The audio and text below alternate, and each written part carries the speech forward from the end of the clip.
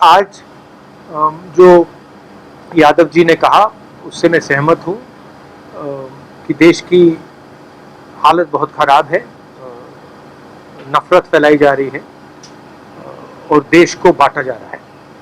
और ये हम सबके सामने ये लड़ाई है। देश को हमें एक साथ लाना है। एक बार फिर भाईचारा जो हमारा इतिहास है, हमारी हिस्ट्री है, उस पथ पर फिर से चलना है। मगर मैं फिर से दोहराना चाहता हूँ कि शरद यादव जी बीमार हुए, काफ़ी लंबे समय से बीमार थे, और मैं बहुत खुश हूँ कि फाइटिंग फिट है और देखिए मुस्कुरा रहे हैं। तो ये मुझे बहुत अच्छा लगा और फिर से इन्होंने मुझे राजनीति के बारे में बहुत सिखाया। एक दो घंटे मेरी एक बार इनके साथ मैं गाड़ी में बैठा, हमारा शायद आंध्रा में प्रोग्राम था, तो उसके बाद मैं 3 घंटे गाड़ी में शरद यादव जी के साथ था। और शरद यादव जी ने जो मुझे 3 घंटे में बताया हिंदुस्तान की राजनीति के बारे में, वो मैं कभी भूल ही नहीं सकता। तो इस प्रकार से थोड़ा सा कर सकते। क्या आपको लगता है कि आज के समय में सारे पुराने समाजवादी नेताओं को एक साथ आने की जरूरत है? महंगाई बहुत बढ़ गई, 400 रुपए के ऊपर नींबू का रेट है, वेजिटेबल सारी 100 रुपए के ऊपर है। ट्वीट भी किया है। लोग सोचते हैं कि इकोनॉमी जो होती है, महंगाई जो होती है, वो समाज की कंडीशन से अलग होती है। जिस देश में हार्मनी नहीं होती है, शांति नहीं होती है, उस देश में महंगाई बढ़ेगी, उस देश में नफरत बढ़ेगी, इकोनॉमी चल ही नहीं सकती है, रोजगार मिल ही नहीं सकता।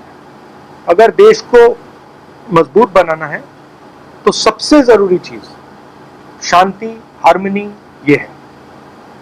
बीजेपी के लोग सोचते हैं कि नफरत फैलाकर, लोगों को डराकर, लोगों को मारकर हिंदुस्तान की इकोनॉमी को स्ट्रेंथन किया जा सकता है। गलत फहमी में है। राहुल जी, आप लगातार ये कहते रहे हैं कि इकोनॉमी कोलैप्स होने वाली मौजूदा वक्त की सरकार में। अभी ये खबर प्रधानमंत्री नरेंद्र मोदी की बैठक से बाहर निकली है कि जो हालात मौजूदा वक्त में देश के हैं, वो हालात श्रीलंका जैसे होते जा रहे हैं। यानी श्रीलंका नहीं, मैं आपको ये बता देता हूँ, आप हिंदुस्तान की जो आर्थिक सिचुएशन है, रोजगार की सिचुएशन है, उसको आप अभी इमेजिन ही नहीं कर सकते हो। जो आने वाला है वो आपने अपनी पूरी जिंदगी में नहीं देखा है, क्योंकि इस देश का जो रोजगार का स्ट्रक्चर है, जो रीढ़ की हड्डी है, वो टूट गई है। जो स्मॉल एंड मीडियम बिजनेस हैं, छोटे दुकान चलाते हैं, इनफॉर्मल सेक्टर जो था, ये हमारी रीढ़ की हड्डी है। बड़े बड़े इकोनॉमिस्ट सोचते हैं, ब्यूरोक्रेट सोचते हैं कि इसका कोई मतलब ही नहीं। वो दूसरे देशों को देखकर अपना प्लान बनाते हैं। जैसे प्रधानमंत्री के माइंड में है कि भैया देखो, साउथ कोरिया ने क्या किया, हमें भी करना चाहिए। वो बाहर देखते हैं और फिर कहते हैं हाँ, हमें वैसे बनना है। उस प्रकार से काम नहीं हो सकता। हमें सबसे पहले ये पहचानना है कि हम हैं क्या और यहां क्या चलता है। तो ये रीढ़ की हड्डी जो इन्होंने तोड़ी है, इसका रिजल्ट अगले 2, 3, 4 साल में आएगा और भयंकर रिजल्ट आएगा। रियलिटी से कोई नहीं बच सकता।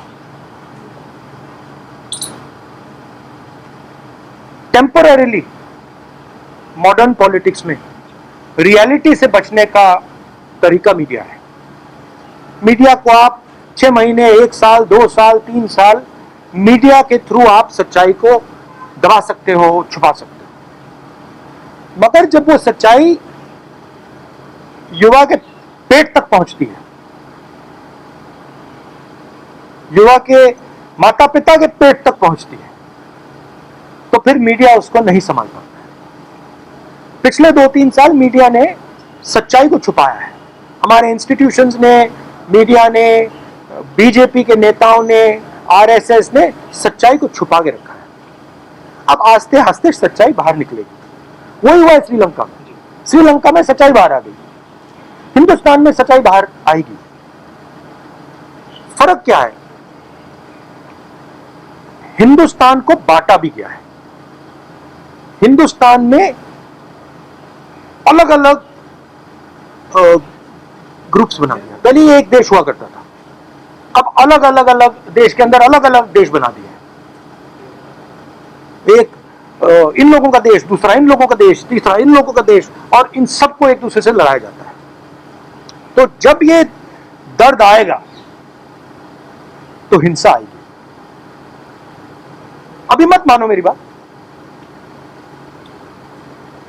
अभी मत मानो, 2-3 साल रुक जाओ।